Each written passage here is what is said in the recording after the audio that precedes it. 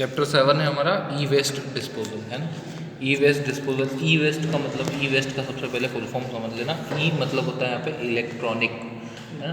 तो जितने भी इलेक्ट्रॉनिक आइटम होते हैं हमारे घर में, जैसे कि सीडी है, डीवीडी है, कंप्यूटर है ना, कोई सी भी चीज़ जो कि इलेक्ट्रॉनिक आइटम्स होते हैं, अगर वो ख़राब हो जाते हैं तो उनको हम फेंक देते हैं, तो वो हमारे क्या बन जाते हैं, वेस्ट बन जाते हैं। वो हमारे क्या बन जाते हैं, वेस्ट बन जाते हैं। तो इसलिए हम उसको क्या बोलते हैं, इलेक्ट्रॉनिक वेस्ट, है ना। तो इलेक्ट्रॉनिक वेस्ट या फिर ई वेस्ट जो है, उसका मतलब होता है डिस्कार्डेड इलेक्ट्रिकल और electronic devices that are used in electronics which are destined for use, resale, salvage, recycling और disposal are considered e waste. तो ऐसे इलेक्ट्रॉनिक आइटम या ऐसे इलेक्ट्रॉनिक डिवाइसेस जो कि या तो वापस से यूज़ होने के लिए, या फिर वापस से बेचने के लिए, या फिर सही करने के लिए, या फिर रिसाइकल करने के लिए, या फिर ख़त्म करने के लिए, अगर आपने उसको वेस्ट बना है तो उसको हम कौन सा वेस्ट बोलते हैं, ई वेस्ट, इलेक्ट्रॉनिक वेस्ट, है ना। ई वेस्ट जो होता है वो बहुत ही अभी आज की तारीख में बहुत बूमिंग मार्केट है। क्यों बूमिंग मार्केट है, क्योंकि अभी आज की तारीख में हम देखते हैं तो हमारे आसपास में हम जो यूज़ कर रहे हैं डेली यूज़ करने में, सबसे ज़्यादा डिवाइसेस होते हैं वो होते हैं इलेक्ट्रॉनिक डिवाइसेस।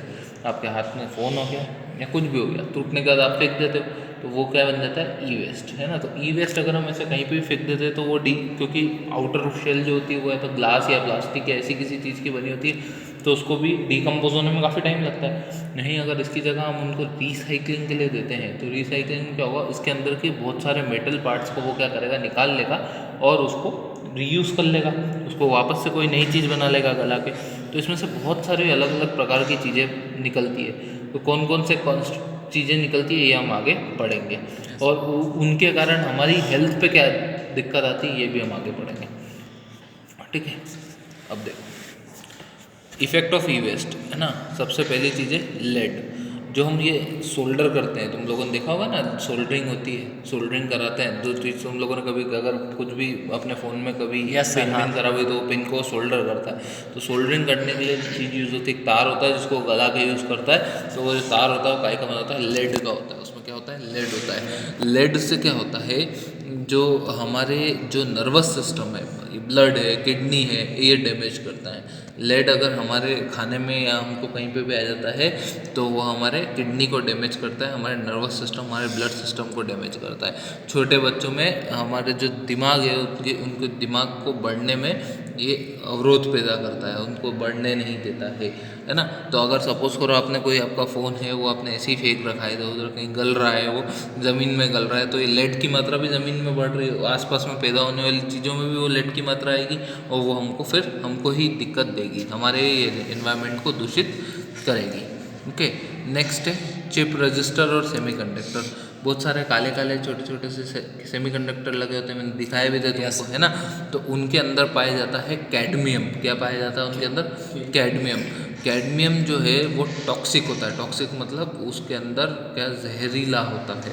वो जो सब्सटेंस है वो जहरीला होता है, वो हमारे किडनी और हमारे लीवर को डैमेज कर सकता है, हमारे न्यूरल मतलब हमारे नर्वस सिस्टम को भी डैमेज कर सकता है। ऐसे ही जो स्विचेस होते हैं, ये जो पीसीबी, इसके अंदर एक ग्रीन कलर का बोर्ड होता है, जैसे मदरबोर्ड पर भी एक ग्रीन कलर का बोर्ड होता है। तो जो बोर्ड होता है वो उसके अंदर हमको पाया जाता है मर्क्यूरी। क्या पाया जाता है, मर्क्यूरी। मर्क्यूरी हमारे दिमाग में डैमेज कर सकता है, हमारी सांस लेने में दिक्कत कर सकता है, स्किन खराब कर सकता है, ठीक है। ये मर्क्यूरी में दिक्कत होती है। फिर ऐसे ही जब इनको हम कोरोजन मतलब हमारे इसके ऊपर ताकि जंग ना लगे उसके लिए हम इसके लिए कोरोजन के लिए प्रोटेक्ट करने के लिए गैल्वेनाइज्ड की स्टील की प्लेट्स लगाते हैं, या फिर हम इसके अंदर कोई से स्टील की हाउसिंग यूज़ करते हैं, तो उसके अंदर हमको मिलता है हेक्सावेलेंट क्रोमियम। क्या मिलता है, हेक्सावेलेंट क्रोमियम, जिसके कारण से अगर जो हमारे शरीर में अगर कहीं से घुस जाता है या हमारे कॉन्टेक्ट्स में ज़्यादा आता है तो हमको अस्थमेटिक ब्रोंकाइटिस हो सकता है ना, अस्थमा की प्रॉब्लम हो सकती है, और डीएनए में भी डैमेजेस हो सकते हैं। नेक्स्ट आता है केबलिंग। जो जितने भी हम केबल यूज़ करते हैं, तुमने देखे होगी केबल, तो केबल के ऊपर क्या होता है, एक पीवीसी का कवर चढ़ा होता है, लेयर चढ़ी होती है, प्लास्टिक की लेयर होती है, वो जब जलाते हैं तो काला काला धुआं निकलता है। जलाई कभी घर की केबलें, कोई भी केबल जलाते हैं काला धुआं निकलता है। तो उसको जब बर्न करते हैं तो उसके कारण से डायोक्सिन निकलता है, जिसके कारण से सांस लेने में दिक्कत हो सकती है, हमारा इम्यून सिस्टम खराब हो सकता है, हमारे रेगुलेटरी हार्मोन्स जो होते हैं उनमें भी प्रॉब्लम कर सकता है।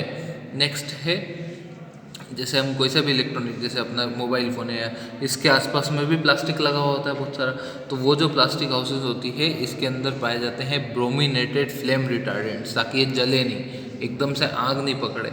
आग अगर देखा होगा आपने, कोई अगर फ़ोन वोन में आग पकड़ता भी है या आग के पास ले भी जाते हैं, तो सिर्फ उसका शेप जो है वो डी शेप होता है, डी फॉर्म होता है, तो पूरा एकदम से आग ऐसा जलता नहीं। तो प्लास्टिक की अगर पन्नी जलाते कैसे जल जाती है फटाक से, पर फ़ोन का भी ऐसा नहीं जलता है एकदम से, सिर्फ डी फॉर्म होता है, क्योंकि उसके अंदर हम क्या करते हैं, फ्लेम रेजिस्टेंट के लिए ब्रोमिनेटेड फ्लेम रिटार्डेंट्स डालते हैं, जो कि हमारी इंडोक्रीन सिस्टम्स को इफ़ेक्ट कर सकता है। किसको इफ़ेक्ट करता है? इंडोक्रीन सिस्टम्स को इफ़ेक्ट करता है। फिर ये जो हमारी CRT का फ्रंट पैनल होता है, या है ना, तो उसके अंदर होता है बेरियम की कोटिंग होती है। क्या की कोटिंग होती है? बेरियम की कोटिंग। ये बेरियम हमारे मसल को वीक कर सकता है, हमारे हार्ट को वीक कर सकता है, हमारे लीवर और स्प्लीन में डैमेजेस ला सकता है। और मदरबोर्ड जो होता है उसमें भी बेरिलियम पाया जाता है। क्या पाया जाता है? बेरिलियम, जो कि लंग कैंसर कर सकता है, स्किन में डिसीज़ कर सकता है, जैसे कि ये वार्ट्स आना है ना, ये सब चीज़ें कैसे हो सकती है? बेरिलियम से हो सकती है ना। क्यों इम्पोर्टेंट है कि हम इलेक्ट्रॉनिक को रिसाइकल करें? तो इलेक्ट्रॉनिक रिसाइकल इसलिए इम्पोर्टेंट होता है, जैसे अब हमारा ये है, तो हर इलेक्ट्रॉनिक आइटम में हमको 10 से 15% जो है, हमारा जो गोल्ड है, हमारा इंटरनेशनली सोना जो है, 10 से 15% जो सोना है वो टोटल ई वेस्ट से ही रिकवर होता है। अगर आप एक कंप्यूटर को अगर हम जब ई वेस्ट में जब यूज़ करते हैं, तो उसमें से सामान हम अलग अलग निकालते हैं, तो उसमें से हमको गोल्ड भी निकलता है ना, ऐसे आयरन निकलता है, और भी बहुत सारे प्रेशियस मेटल्स हमको वहाँ देखने को मिलते हैं, जो कि 40 से 50 टाइम ज़्यादा हमारे रिचर होते हैं, जो कि हम अगर डायरेक्ट उनको धरती से निकाले इससे, तो एक बार निकल गया वो, अब उनको हम बार बार यूज़ कर ले ना, वो गला गला के जितनी बार यूज़ करना चाहे उतनी बार यूज़ कर ले। सॉलिड वेस्ट मैनेजमेंट इसलिए ज़्यादा ज़रूरी है, क्योंकि देखो अब जैसे आज ये अगर हम कुछ भी एक मोबाइल है, एक मोबाइल थोड़ी सी जगह तो घेर रहा है, हमारी धरती की इतनी सी जगह तो घेर रहा है। अब सोचो अगर तुम ऐसे करोड़ों अनगिनत मोबाइल अगर तुम धरती पे कहीं भी फेंक दोगे, तो वो जगह तो घेरेगा कि नहीं घेरेगा, है ना। तो सॉलिड वेस्ट मैनेजमेंट भी जरूरी है, क्योंकि हम लोगों के साथ साथ में ग्रोथ के साथ में उसमें इलेक्ट्रॉनिक इंडस्ट्री में ग्रोथ हो रही है, और जैसे जैसे ग्रोथ हो रही है, हमारी जो मोबाइल फ़ोन से या फिर हमारे कोई से भी इलेक्ट्रॉनिक आइटम है, उनकी लाइफ स्पेन भी कम होती जा रही है। अब आज की तारीख में आज आप एक नया फ़ोन खरीदते हो, मुश्किल से 1 या 1.5 महीना होता है कि वो फ़ोन पुराना हो चुका होता है, उसका नया वर्जन ऑलरेडी मार्केट में होता है, कोई ना कोई उससे अच्छा फ़ोन निकाल चुका होता है मार्केट में, तो वो तो आपके लिए सॉलिड वेस्ट हो गया। तो इसके कारण से सॉलिड वेस्ट जो है वो उसकी जो है बहुत ज़्यादा ही खपत हो रही है। टॉक्सिक मटेरियल्स होते हैं इनके अंदर, अगर उनकी प्रॉपर प्रोसेसिंग नहीं की गई हो, जैसे कि कैडमियम, मर्क्यूरी, क्रोमियम, लेड, तो उनके कारण से वो सब कहाँ पे चल जाएंगे? एनवायरनमेंट में घुसेंगे हमारे, और एनवायरनमेंट में जाएंगे तो आफ्टर ऑल तो हमारे पास ही आना है वापस खा पी के, और जिससे हमें दिक्कत होगी, ह्यूमन्स को दिक्कत होगी, है ना। International movement of hazardous waste, the uncontrolled movement of the e-waste to countries, where cheap labor and primitive approaches to recycling have resulted in health risk to local residents exposed to the release of toxin continues to an issue of concern. अब international movement जब हुआ hazard waste का, तो उन्होंने क्या करा था कि ई वेस्ट को ऐसी ऐसी कंट्री में भेजने लग गए जहाँ पे चीप लेबर है ना, जैसे कि वियतनाम हो गया, जैसे इंडिया भी is one of that thing. तो यहाँ पे रिसाइकलिंग के लिए आते थे जब वो, तो उसके कारण से वहाँ जो लोग बाग काम करते थे उनको हेल्थ रिस्क होने लगी, और उसके कारण से बहुत सारे टॉक्सिन्स जो हैं वो उनके अंदर रिलीज़ होने लगे।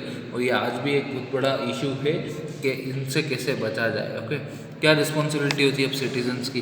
तो सिटीजन्स की रिस्पॉन्सिबिलिटी ये होती है कि भैया कम से कम इलेक्ट्रॉनिक का वेस्ट करें। भैया अगर आपके पास कोई इलेक्ट्रॉनिक है जो कि अभी चल रहा है पर पुराना हो चुका है, आप नया ले रहे हो, तो या तो आप उसको डोनेट कर दो कहीं जहाँ उसका यूज़ हो इस्तेमाल में, या वापस सेकेंड हैंड मार्केट में बेच दो, या फिर उसको रिसाइकल करने के लिए रिसाइकल को दे दो, ताकि उसका रीयूज़ हो कोई ना कोई, है ना। सिर्फ ऐसे ही फेंक के गलाओ सड़ाओ मत उसको, ठीक है। दूसरा ये है कि अगर हम डोनेट करते हैं तो हमको सिर्फ इतना ही देखना होता है कि आइटम जो हम दे रहे हैं, डोनेट कर रहे हैं, वर्किंग कंडीशन में, अगर चालू कंडीशन में होगा तो आप उसको डोनेट कर सकते हो, है ना। रीयूज़ के लिए किसी को बेच सकते हो, आपके घर में ही कोई अगर ऐसा हो, आपकी फैमिली में कोई ऐसा बंदा हो जिसके पास वो चीज़ यूज़ होगी, तो उसको दे सकते हो। जैसे फ़ोन से, तो फ़ोन तो आप अपने छोटे भाई बहनों को दे सकते हो कि भैया ये फ़ोन तू अब रख ले, मैं नया लेने जा रहा हूँ, ठीक है। या फिर ऐसे कोई जगह पे, है ना। इलेक्ट्रॉनिक को हम स्कूल्स को दे सकते हैं, जैसे आपके घर में कंप्यूटर है, आप नया कंप्यूटर ले रहे हो, पुराना कंप्यूटर किसी स्कूल में जाकर डोनेट कराओ, किसी नॉन NGO को, non profit organisation, non government organisations को हम दे सकते हैं। ऐसी फैमिलीज जिनकी ज़्यादा, जैसे अगर आपके यहाँ पे कोई भाई काम करने आती है, कोई हाली वाली रखा हो, उसके बच्चों को अगर आपने आपके डिवाइसेस दे दिए कि ले भाई अभी मेरे यूज़ का नहीं है, तू यूज़ कर ले, तो खुश भी होएगा प्लस उसको यूज़ भी करेगा जब तक वो यूज़ होएगा, है ना। ई वेस्ट को कभी भी हमको गार्बेज में नहीं डालना चाहिए, दूसरे घर के वेस्ट के साथ में नहीं डालना चाहिए, उसको अलग से रखना चाहिए ताकि हम तो उसको बेच सके या फिर हम उसको डोनेट कर सके। जब भी हम कोई सा भी इलेक्ट्रॉनिक आइटम खरीदने जाएं तो हमको ये देखना चाहिए कि एक तो उसके अंदर कम से कम टॉक्सिक कंटेंट हो, उसके अंदर जो चीज़ें यूज़ करी हो रिसाइकलेबल हो, रिसाइकल मटेरियल से बनी हो, एनर्जी एफिशिएंट हो, है ना, हम ताकि इजी उसको अपग्रेड कर सके ऐसा हो, कम से कम पैकेजिंग यूज़ करता हो, और उसमें या तो लीजिंग और टेक बैक ऑप्शंस हो तो वो लेना चाहिए। लीजिंग या टेक बैक ऑप्शंस में क्या होता है, जैसे बाहर हम लोग US में देखते हैं तो वहाँ पे लीजिंग ऑप्शंस चलते हैं, हम लोग फ़ोन किराए पे ले सकते हैं। जैसे आप एयरटेल के पास में जाओगे, वहाँ पे दूसरी कंपनी ऐसे वर्जिन मोबाइल के पास आप गए तो वहाँ आप बोलोगे कि मेरे को iPhone 10 चाहिए, तो आपको iPhone 10 दे देगा। आपको बोलेगा आप 100 रुपीज़ जमा करो और हमारी सिम यूज़ करो और ये iPhone आपका साल भर के लिए, आप साल भर उसको यूज़ करो। साल भर अगर iPhone 11 लॉन्च हो जाता है तो आप जाकर उसको बोलोगे सर ये आप 10 रख लो, मेरे को 11 दे दो, तो आप उसको 120 रुपये जो उसके चार्ज रहने को दोगे और आप iPhone 11 ले लोगे, 10 उसको दे दोगे। फिर आपको 3 महीने में नया आ गया, 12 आ गया, तो फिर आप बोलोगे अच्छा सर 12 आ गया तो सर ये 11 रखो और बाकी का पैसा आप इसमें 12 में कन्वर्ट कर लो, ऊपर का पैसा आप दोगे और आप 12 ले लोगे। तो इस प्रकार से लीजिंग वहाँ पे चलती है, टेक बैक ऑप्शंस वहाँ पे चलते हैं, है ना। और दूसरी चीज़, आप कोई सा भी इलेक्ट्रॉनिक आइटम खरीदो तो वो सर्टिफाइड इलेक्ट्रॉनिक हो, उस पर CE का लोगो बना हो, ये चीज़ देख के ही लेना चाहिए। ओके, क्वेश्चंस हैं यहाँ पे और एक्सरसाइज है, बहुत सिंपल है, कुछ भी नहीं। 2-3 क्वेश्चन हमको मेन रहेंगे। एक तो है what do you mean by e waste, अपनी कॉपी में जरूर लिख लेना। दूसरा है what are the effects of e waste on human and environment, ये अपनी कॉपी में लिख लेना। रिस्पॉन्सिबिलिटी ऑफ सिटीजन्स, ये अपनी कॉपी में लिख लेना। ठीक है, बहुत सिंपल है, अपने आप हो जाएगा तुम्हारा काम और हमारा चैप्टर 7 जो है कंप्लीट होता है।